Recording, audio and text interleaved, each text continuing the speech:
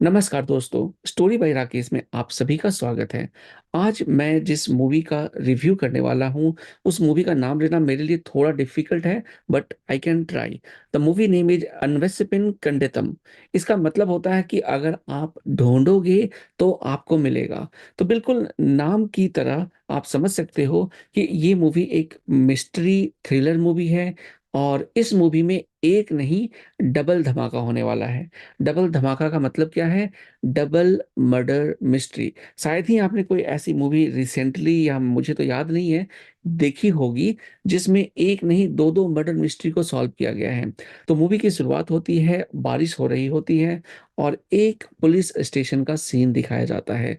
उस police station पे आनंद नारायण जो मेन एक्टर है इस मूवी के, वो पहुँच जाते हैं। अब होता क्या है कि ये सस्पेंड हो चुके हैं। सस्पेंड क्यों हुए हैं? क्योंकि ये एक केस सॉल्व कर रहे थे लवली नाम की एक लड़की के मर्डर का और उस केस को इन्होंने क्रैक कर दिया था। क्रैक करने के बाद समहाउ जो मर्डरर था वो अनफॉर्चुनेट तरीके से मारा जाता है और इस कारण से आनंद और उनके साथ 3 जो छोटे उनके जूनियर्स थे उन सभी को निलंबित कर दिया जाता है। तो अब फ्लैशबैक में चलते हैं और ये देखते हैं कि क्या हुआ था पहले मर्डर मिस्ट्री में।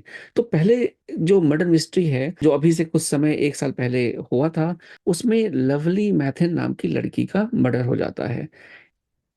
एक गाँव होता है जहाँ पर एक छोटी-सी फैमिली होती है, गरीब फैमिली होती है। उस फैमिली में एक फादर, एक मदर और उनकी 3 बेटियाँ होती हैं। लवली जो होती है वो बीच वाली बेटी होती है, सेकंड नंबर की बेटी होती है। वो अपने कॉलेज से आती है, एक बस स्टैंड पे उतरती है, वहाँ से जाती है और उसके बाद अचानक से गायब हो जाती है। अब वो कहाँ गई, इस मिस्ट्री को सॉल्व करने के लिए पुलिस केस में 2 लोग पहुँच जाते हैं। एक उसका फ़ादर, लवली का फ़ादर और दूसरा वहाँ के पास का एक पड़ोसी। अब यहाँ पर जब आनंद को पता चलता है कि कुछ ऐसा केस हुआ है, तो वो फटाफट बिना समय गँवाए उस केस की पड़ताल करने सीधा लोकेशन पे पहुँच जाते हैं और पूरे केस को अपने हिसाब से देखना शुरू कर देते हैं। अब आनंद इस केस की तह में जाता है और अपने सभी जितने भी उनके उसके जूनियर्स हैं उनको इंस्ट्रक्ट करता है कि पूरे एरिया में जितने भी तालाब है, जितने भी कुएँ हैं, हर जगह सर्च करो और पता करो कि लवली कहीं वहाँ तो नहीं है और सभी जगह ढूँढो। 2 दिन लग जाते हैं ढूँढने में और फाइनली उनको पता चलता है कि एक लड़की की लाश पानी में मिली है। अब वो पानी से उस लाश को निकालते हैं और पता चलता है कि ये लाश लवली की है। लेकिन ये केस इतना आसान नहीं था। केस के सर्च के दौरान वो 2-3 लड़कों को पकड़ लेते हैं और उनकी अच्छे से कुटाई करते हैं। लेकिन ये एक्चुअली इतना सिंपल केस नहीं था। वहाँ पर 2 समूह थे और दोनों समूह एक-दूसरे के दुश्मन थे। तो अब यहाँ पर जिन लड़कों को पकड़ा गया था वो दूसरे समूह के थे और अगर उनको मारा जाता है तो अगला ग्रुप जो है हो सकता है कि कुछ दंगा कर दे, हो सकता है कि कुछ मारपीट करे। तो इस कारण से जो पुलिस स्टेशन में जो सीनियर्स हैं वो आनंद से वो केस ले लेते हैं। दूसरी दूसरी बात ये भी है कि वो आनंद को ये केस नहीं देना चाहते हैं क्योंकि आनंद अचानक से इस केस को लेकर पॉपुलर हो जाता है। न्यूज़ वगैरह में उसके नाम को बताया जाता है कि आनंद इस केस को देख रहे हैं और यहाँ पर इस केस को आनंद से छीन लिया जाता है और इस केस में क्योंकि ऊपर से प्रेशर होता है, तो उस केस को रफ़ा-दफ़ा करने के लिए एक उसी गाँव का, उसी समुदाय का एक इंसान, एक पहले जो गुंडा था, अब सुधर गया है शादी के बाद, उसको पकड़ लिया जाता है और ज़बरदस्ती उस पे केस लाद दिया जाता है कि तुमने ही लवली का मर्डर किया है। अब इस केस को क्योंकि आनंद से छीन लिया गया है, आनंद के पास उस लड़की का फ़ादर आता है और उसको एक नई ट्विस्ट बताता है। वो बोलता है कि मेरी बेटी जो है, वो एक्चुअली में मोनेस्ट्री गई थी और मोनेस्ट्री में जो फ़ादर हैं, वो उनसे हमेशा मिलती थी। तो हो सकता है कि वो फ़ादर और इस मर्डर का कुछ कनेक्शन हो। लेकिन क्योंकि पुलिस ऑफ़िशियल्स 2 समुदाय वाला जैसे जो मैंने आपको फंडा बताया कि अगर वहाँ पर पुलिस जाती है तो फिर दोनों समुदाय में झगड़ा हो सकता है, मार-काट हो सकती है, लोगों को जलाया जा सकता है। तो इस कारण से पुलिस ने आनंद को मना कर दिया था। लेकिन अब आनंद कहता है कि मैं अनऑफ़िशियली, क्योंकि ऑफ़िशियली तो उसको अलाउड नहीं था, अनऑफ़िशियली इस मर्डर मिस्ट्री को सॉल्व करूँगा। और इसके बाद वो अनऑफ़िशियल तरीके से कुछ स्टेप्स लेता है जो मैं आपको नहीं बताऊँगा, क्योंकि वो मेन पार्ट है स्टोरी नंबर 1 का। और यहाँ पर वो फॉरेंसिक टीम को बुलाता है और समहाउ वो मोनेस्ट्री पहुँचता है और किस तरीके से इस मर्डर केस को सॉल्व करता है, ये कुछ देर बाद आपको पता चल जाएगा। मर्डर केस का आरोपी पकड़ा जाता है और उसे कोर्ट में ले जाया जाता है।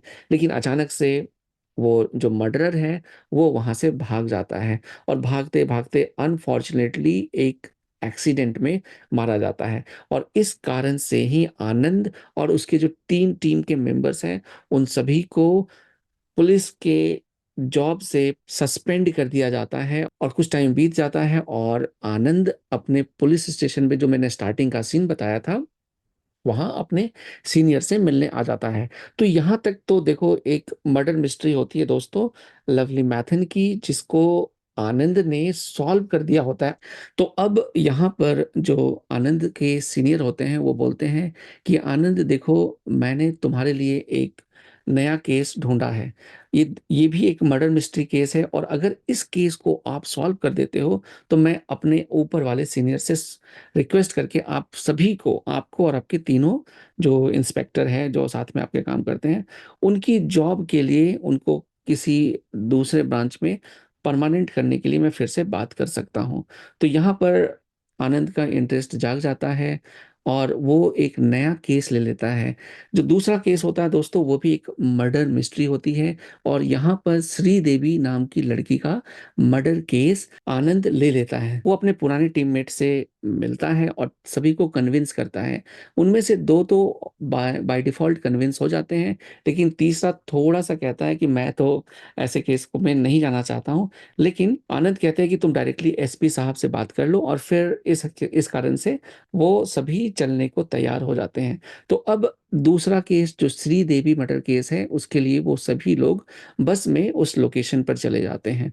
जब वो वहाँ पहुँचते हैं तो उनको पता चलता है कि गाँव के लोगों को ऑलरेडी पता चल चुका है कि 6 साल के बाद, 6 इयर्स के बाद इस श्रीदेवी मर्डर केस को फिर से ओपन किया जा रहा है। गाँव वाले लोग काफ़ी परेशान हैं, क्योंकि जब ये मर्डर हुआ था उसके 1-2 साल तक गाँव में हमेशा पुलिस आती रही, आपके स्पेशल इन्वेस्टिगेशन टीम रही, क्राइम ब्रांच रहा, बहुत सारी टीम आई और सभी गाँव वालों को काफ़ी परेशान किया गया। इस कारण से गाँव वाले चाहते थे कि अब कोई भी पुलिस वाला इस केस को ओपन ना करे। आनंद के पास वैसे एक ऑप्शन था कि अगर ये केस सॉल्व नहीं होता है, तो वो क्लोज़र रिपोर्ट बनाकर अपने एसपी साहब को दे देंगे और फिर आगे एसपी साहब उसको क्लोज़ कर देंगे। बट अगर ये केस सॉल्व हो जाता है, तो बेनिफिट आनंद और उनके तीनों दोस्तों को, तीनों जो टीममेट्स हैं, उनको होना था। अब वहाँ पर उस गाँव में एक पुराना इंस्पेक्टर होता है, जो पहले उस टाइम पर 6 साल पहले इंस्पेक्टर का काम कर रहा होता है। उसी ने उस केस को भी सारा देखा था। अब वो आनंद और उनकी टीम को हेल्प करता है, पूरी कहानी को बताने में कि श्रीदेवी नाम की एक लड़की गाँव में थी। वो उसकी छोटी फैमिली थी, गरीब फैमिली थी। अब क्योंकि श्रीदेवी बहुत ही ज़्यादा खूबसूरत थी, तो वहाँ के जितने भी लड़के उस गाँव में थे, वो सभी उसके पीछे थे। लेकिन श्रीदेवी किसी से प्यार नहीं करती थी। श्रीदेवी की दोस्तों से भी जब लोगों ने पूछा उस टाइम पर, तो किसी ने भी ये नहीं कहा कि श्रीदेवी का किसी लड़के के साथ चक्कर है। लेकिन जैसे-जैसे केस आगे बढ़ता है और सर्च के तह में आनंद और उसकी टीम वाले जाते हैं, तो उनको पता चलता है कि श्रीदेवी का जब मर्डर हुआ था, तो वो गर्भवती थी, वो प्रेग्नेंट थी, 3 महीने का बच्चा भी था और वो बच्चा भी मारा जाता है।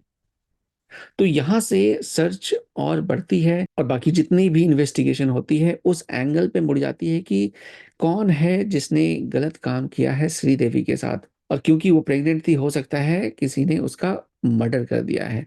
और इसी सर्च में बहुत सारे किरदार आते हैं, बहुत सारे लोग आते हैं, लेकिन कहीं पर भी क्लियर चीज़ें पता नहीं चलती है कि श्रीदेवी का मर्डर किसने किया है और श्रीदेवी किससे प्यार करती थी। तो अगर ये पता चल जाए कि श्रीदेवी किससे प्यार करती थी, शायद आनंद इस केस को सॉल्व कर सके। तो पूरा का पूरा जो थीम है यहाँ से सेकंड मर्डर मिस्ट्री श्रीदेवी की, ये आनंद एक अलग तरीके से करते हैं और आपको काफ़ी ज़्यादा मज़ा आने वाला है। यहाँ से आगे की स्टोरी तो मैं नहीं बताऊँगा, लेकिन यहाँ से आगे अच्छी खासी स्टोरी है जो आनंद ने बहुत अच्छे तरीके से सॉल्व की और फाइनली आनंद और उसकी टीम इस केस को क्रैक कर देती है और मर्डरर का पता चल जाता है। इसके बाद वो सभी लोग वापस अपने पुलिस को जॉइन कर लेते हैं और यहाँ मूवी खत्म हो जाती है। तो अब हम बात कर लेते हैं इस पूरे मूवी के रिव्यू की। देखिए मूवी बहुत ही अच्छी बनी है, बहुत ही अच्छा स्क्रिप्ट लिखा गया है, स्क्रीन प्ले भी बहुत अच्छा है, बैकग्राउंड म्यूजिक भी अच्छा है, लोकेशंस वगैरह बहुत ही आपके ओरिजिनल लगते हैं। एक बिल्कुल 1990 और 1992 के आसपास का ये पूरा का पूरा शूट किया गया है। मर्डर मिस्ट्री काफ़ी अच्छी है और सबसे अच्छी चीज़ क्या है कि इसमें एक नहीं दो-दो आप मर्डर मिस्ट्री सॉल्व करते हुए देखते हैं। तो अगर आपको मर्डर मिस्ट्री, थ्रिलर मूवीज़ पसंद है, तो डेफ़िनेटली आपको ये मूवी पसंद आएगी और इस मूवी को देखने के लिए आप नेटफ्लिक्स पे जा सकते हैं और सब्सक्रिप्शन लेकर आप इस मूवी को देख सकते हैं, अगर आपने सब्सक्राइब नहीं किया है नेटफ्लिक्स को। तो अगर मैं अपनी रेटिंग की बात करूँ, तो मैं इसको आउट ऑफ 10 8 रेटिंग दूँगा और अगर आपको मर्डर, थ्रिलर, मिस्ट्री ये देखने का शौक है, तो ये रेटिंग आपके लिए 9 आउट ऑफ 10 हो सकती है। अगर ये रिव्यू पसंद आया तो मेरे चैनल को सब्सक्राइब कीजिए, मेरे इस वीडियो को लाइक करके दोस्तों में शेयर कीजिए। चलिए मिलता हूँ नेक्स्ट वीडियो में। जय हिंद।